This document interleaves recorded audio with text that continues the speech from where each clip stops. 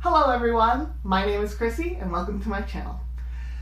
This is going to be the first in not really a bit of a series, but a type of videos that I want to produce, which is going over tropes that are done well in novels. And I'll probably also do a subsequent of that of tropes when they're not done well in certain books. So yes, that's what it is. By the way, if you find yourself liking this video, you can click that thumbs up button. If you like this video and like to see this face, you can click that subscribe button. But let's get into it. So the book I'm bringing up today is called The Left Hand of Darkness by Ursula K. Guin. The plot device that I'm bringing up today that I thought was done particularly well in this novel is miscommunication. So usually when miscommunication is brought up as a plot device where two characters just are not talking to one another, or they're misunderstanding one another, it brings a lot of frustration to sometimes the readers, going, why are you guys just not talking? Like, seriously, what's going on? So how it's done well in here is that it's all based on a kind of cultural misunderstanding. And to understand that, I'm going to delve into what the book is about and how that plays into this plot device. The Left Hand of Darkness is about this guy named Guin, who is an envoy to what amounts to the Federation of Planets in this world called the Ecumen, and he's gets sent to Guin to try and get them into this trade, to get into this trade alliance with these other system planets, so pretty much the Federation. And if they get into trade, and if they get into this alliance, then they will get the ability to go into space as well. Now, there's a few things to keep in mind. Is one, he has no proof currently, at the beginning of this novel, that he's actually from another planet, with exception to one kind of bit of evidence, which is a little bit of a weird bit of evidence. You see, the people of Guin, the Guthinians, don't have their sexual organs until they are in Kimmer, which is pretty much at the height of the reproductive cycle. So once they get into Kimmer, all of a sudden they can have the reproduction system of what would amount to a man in Earth and what would amount to a woman. Okay, so either they can shoot out the babies or they can bake the babies. Well, for Guin, since he is human and always has his sex organs, well, I mean, there's ways to not have your sex organs, but since he has his sex organs kind of just with him at all times, he's kind of thought of always in Kimmer. And they kind of call him a pervert throughout, which makes me laugh at that thought. But they think of him as a sexual deviant. So he doesn't really have a way for people to believe that he's an alien other than really looking at his body. But at any rate, he goes into Karhide the country. So there's two main countries, Karhide and Orgarin, and he goes to Karhide first. In Karhide, he meets the Prime Minister named Estraven. Now, when this story starts out, it starts out after he's been there for a while, and he's already trying to get into talks with the King of Karhide at the moment. And it's been taking a long time. He doesn't really understand why. And Estraven has been trying to get him in, and that's kind of where that story starts. Miscommunication in this novel starts at the tail beginning, and what I kind of like to call it is the art of being passive-aggressive. What it's actually called in the book is Shift-Grethor, which I will now be calling Shifty-Gator throughout the rest of this video because it'll just be easier.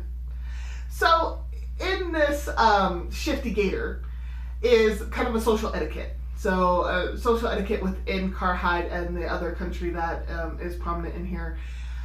And what that amounts to is dancing around the subject, dancing around the straightforward truth.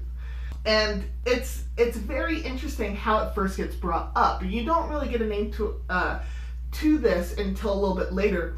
On page 9, when Guin is talking to another kind of advisor, kind of this other politician in Karhide, he says these words, I was trying to speak insipidly, yet everything I said to Teeb seemed to take on a double meaning. And really that's shift Shifty Gator in a nutshell is everything has kind of this double meaning. Everything is a little bit hidden, a little bit of espionage everywhere. And this is a really interesting phrase that I didn't really get until I came back to it after I read the full novel. So throughout this whole time when he's been there, Estraven had been playing at Shifty Gator. But Estraven had been doing this with Genly throughout all the time he had been there, not really telling him straight out what was going on, why exactly he couldn't introduce him to the king, and why exactly he couldn't, just move things along. Instead, he was trying to kind of play at Shifty Gator of saying, in a roundabout way of, oh, we can't do that because the king, and just doing all that other stuff. Well, Estraven had ended up not playing his cards very correctly, and ended up getting on the king's bad side. The king had then decided he was a traitor and banished him from the country. Since the king also did not believe that Genly was really going to help out the country, or that he's not really from the Ekumen, all that kind of stuff, Genly moves on to another country called Orgrimmar. And in Orgrimmar, he runs into Estraven once again. There's a lot of stuff that happens in between Estraven leaving his country and going to the next country over. But so Genly and Estraven part ways for a little while because Estraven's deemed a traitor, and they meet again in a place called Mishnori, which is in Orgrimmar. And it's a very interesting place. It's a lot like Karhide, but not like Karhide at the same time. They're kind of I don't know what's a good way to put it. They're not very friendly, certainly. They have like work camps, what they call voluntary farms, which are not very voluntary. So, but they meet up again into this place, and Estraven and Genly meet up once again. Genly, by the way, doesn't particularly like Estraven, and Estraven at this point is getting very annoyed at Genly, because he's just thinking, why is this mofo not paying attention to what I'm telling him? And on page 141, Estraven tells Genly, you are in Mishnori what you were not in Urhinring. By the way, Urhinring is the capital of Karhide, kinda.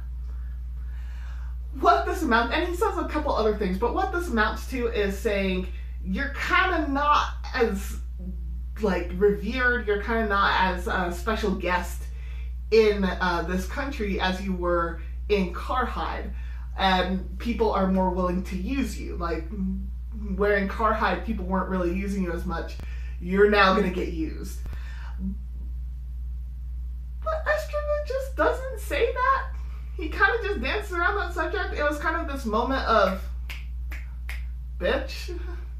So this is kind of those weird, those weird moments that come in.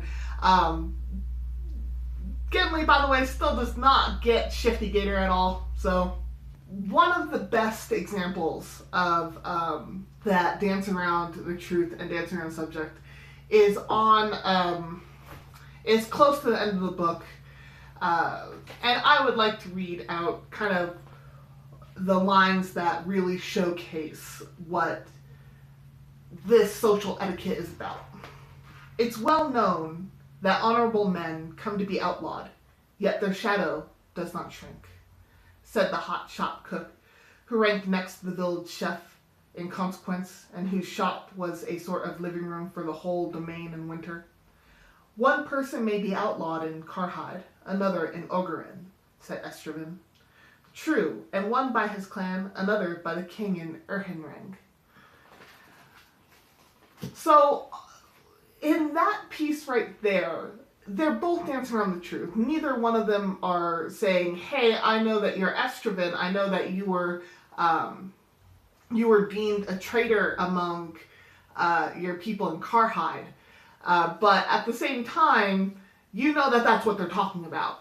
And that's just a kind of more concrete way of showing what this is about and how exactly that they're that they communicate with one another on Guin. So that, in The Left Hand of Darkness, is being passive-aggressive, or as I've been calling it, shifty-gator. Have you read this book? If you have, by all means, and even if you haven't, by all means leave a comment down in the description below. How do you like miscommunication to be portrayed in novels? Like, what novels have you read, or short stories, or even poetry? What stories have you seen that take miscommunication and really make it as a part of that work and believable in that work, and not just as kind of this throwaway device to use because it's convenient? By all means, comment down below. If you want to get a hold of me, my Twitter handle is down on the bottom. You can DM me there or message me there as well. Thank you so much for coming to my video and watching it. If you've gotten this far, thank you so much. Hope you guys have a happy holidays and a good rest of the year. May you get lost in the book. It becomes a verb at points and a noun. So the book of the